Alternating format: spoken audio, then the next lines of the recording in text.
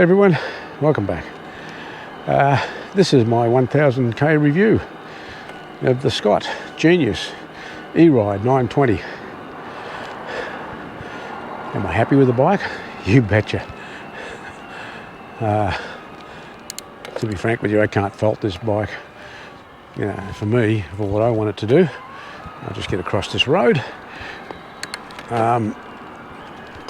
It has met everything. It's ticked all the boxes that I wanted. I've talked about that before. I'm not going to go over that again. Okay, so my experience. Well, there's no negatives for starters. Just all positive. It's not a light bike. It's 27 kilos. It says so on the little plate on the back. That doesn't bother me. In some ways, I think it actually helps. So let's start with the tyres. The tyres are awesome. I love these tyres.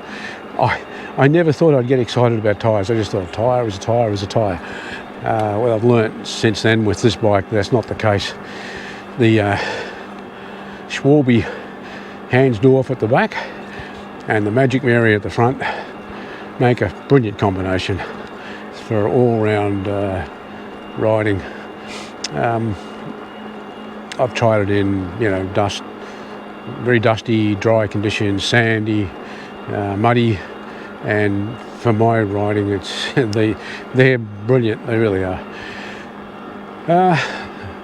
The frame, it's solid, looks good, performs brilliantly. Again, I don't have any real issues with that. The brakes, flawless, never had a problem. So I've come down some very, very steep inclines and never had a problem. With the 12 gears, combined with the Bosch motor and the EMTB mode, it's awesome. I've explained this before. You have total control. You can basically, with the motor, you can control how much force you want, especially when you're going uphill. And then you need to drop down a gear. It's just a very gentle click on the lever, and it's a, how would I put it? It's not a huge jump. It's the perfect jump to the next gear, and then the incline gets steeper and it gets a bit harder. You click down again, and they're beautifully spaced. So yeah, I've never experienced a bike like that, and obviously that's not unique to this bike. That's modern bikes of this of this type of quality. They have that, and I strongly recommend them. Absolutely. Okay, I might pull up over here, have a bit of a chat about the battery. So with the battery, it's proven to be. Okay, let me. So for those of you who are looking at bikes and looking at the different watt hours and trying to decide, so the battery on this is a 625 watt hour, and I've done 1000 k's now, and I've done a lot of different conditions. I generally just ride with the EMT mode on. Come on. That's a dog.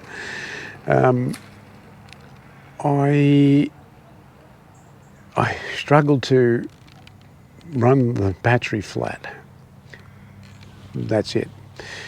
I think the best I came to it, the closest I came to it was the ride to Phillip Island and back. And what was that? That was, I think if I remember correctly, I think I'd clocked up around 70 kilometres. And I still, according to the computer, I still had a good 30 or 40 kilometres left. And I was down to about 2 bars.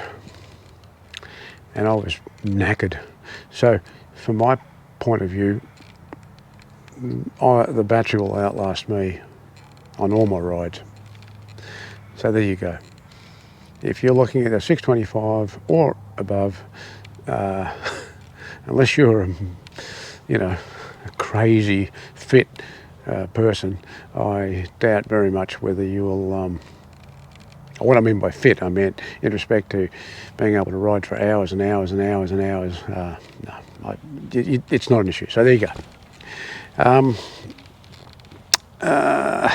And as far as the battery, as far as it actually going on the bike, it's so simple. I mean, I loved it. The mechanism is brilliant. You want to put it in, it's simple. You put the key in the key slot down the side there, and if you look at the back of the battery, you'll see that they've got the three little slots. That's where you put the plug for charging, but it mates up with the male interface inside, and you push that in.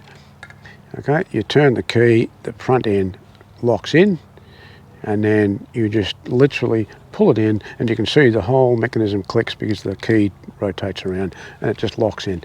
And again, will it stay there? Yeah. I mean, I've tried this bike on so much rugged country and banged it around everywhere. Never had an issue with the battery coming out. I love the lockout system on the suspension. Don't use it a lot, but there are occasions. I've had a number of occasions going up very steep hills, and where it helps you, especially in respect to clearance, you've got very nuggety roots in that, lock it out to the second position, so you've still got the suspension, but it allows the bike to ride over a lot of those gnarly sort of roots. And when you're going uphill, the last thing you want to do is get loss of traction or something hitting, which also takes away the energy of your ride up. So that's where I've used it. And another spot I've used it where I was going along a flat, it was up on the top of a hill, but it was a trail going around, and it was very, very undulating.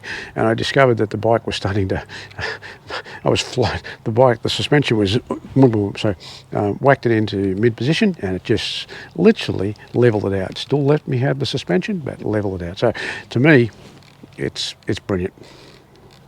It's a genius idea. Sorry, that was a pun. Pretty pathetic. So, brakes, tyres, battery. There's not much else I can say. The one little surprise, and I think I've mentioned this before, but in the back hub there is a little the handle that you tighten it up with. It actually is a little tool in itself, so you can take it out and you can be out in the trail and you want to check the torque points on your suspension, and as you can see I'm doing that right now, and you know, it's a ready-made tool ready to go. On that's the only thing I've picked up, is that after every ride you must check the how tight that lever is. It does sometimes unlock a bit, which I suppose, considering the nature of the ride, that's what happens. Anyway, I'm going to go for another ride and we'll think of something else to say. So, how good is the suspension overall? Brilliant. This thing climbs like a mountain goat, and the suspension keeps you so sure-footed, and as I've alluded to before, the combination of the suspension, the gearing and the EMT mode on the motor, well, unbelievable. I mean, let's say I'm limited more by my age than I am by, and my skill set, than I am by the what the bike can and can't do. This bike has proven to be exactly what I wanted. Have I regretted buying it? No, not far from it. Would I recommend it to anyone? Absolutely. Seriously. The only comment I will make is that, and I went through this when I selected this bike, make sure you get the right frame size for your body type. If you, like for instance, for me, this is a medium size frame and it's perfect. But if I had a larger one or a smaller one, it would probably be uncomfortable. So I would, if you're going to be looking at a bike like this, make sure that you go to a bike shop, and have a talk to them about it. And look, if you can't do that, most of the bike companies have on their websites recommendations in respect to your size and your weight and that sort of stuff. So, yeah. Outside of that, nothing but good things to say. Absolutely love it, and would not hesitate in buying another Scott. Just one last thing I want to touch on. This bike is obviously designed for, mixed trail riding, almost a sort of a four-wheel drive, go anywhere type bike. But I don't want you to be put off by that. I think that, obviously they're not cheap, but if you can afford it, the beauty of having a bike like this is it's extremely comfortable, and for someone who wants to have a comfortable ride, but have the ability to tackle anything that might come across your path, they're a great idea. I think in future videos I'm going to do some touring videos of showing you some of the areas I take the bike. So look out for them. In between, I'm going to have some other videos about photography and video and other things. I'm also going to do one about how I mount my GoPros onto the bike and how we shoot different videos. So look out for that. So again, thank you, and we'll see you next time.